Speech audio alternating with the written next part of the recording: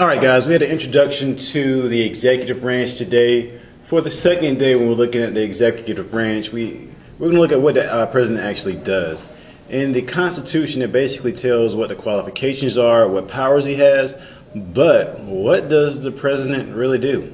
So the president really has 7 jobs or 7 roles. So the title of today is called The 7 Roles or the 7 Jobs of the President. The first thing that the president does is he acts as the head of state. Excuse me, as the chief executive. That's number 1. I'm sorry. So as the chief executive, he's the head of the executive branch, and that means he's really just the president. He's in charge of the entire branch of government. And as the head executive or as the chief executive, he can pass what is called an executive order. And basically, that's a rule or command that has the same force or same impact of a law. So he doesn't necessarily need Congress to do anything. In his other roles as a chief executive, this is where you see him pardoning people, granting reprieves, giving amnesty, and so forth. So as a chief executive, he's basically just in charge of the executive branch. Now, if you go down to part 2, job 2, he's known as the chief diplomat. All right.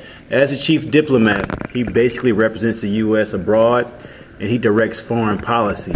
So anything involving another country in the United States, you're going to see the president in that role as a chief diplomat. Diplomacy is an important part of being the president because you have to maintain positive relationships with other countries if possible. The last job of the president on this page would be job number 3, and that's the commander-in-chief. As the commander-in-chief, he's the head of the military. So that's pretty simple. So for these first 3, we have chief executive, chief diplomat, and then the commander-in-chief. All right. Now, for the last ones, for the 4th job, all right, we have him as a legislative leader. And we've already looked at the legislative branch, and so we know that anytime you see the word legislative or legislature, it's going to do something involving laws. So basically, as the president and as a legislative leader, the president suggests laws and he tries to persuade people to support bills in which he supports. And so he's going to try to pass bills along that are very much in favor for his political party and people who are affiliated with his beliefs. Job number 5 is going to be head of state. All right.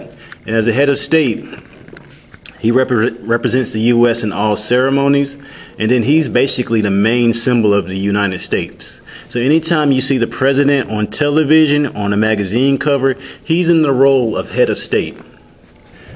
All right. Job number 6 is the economic leader.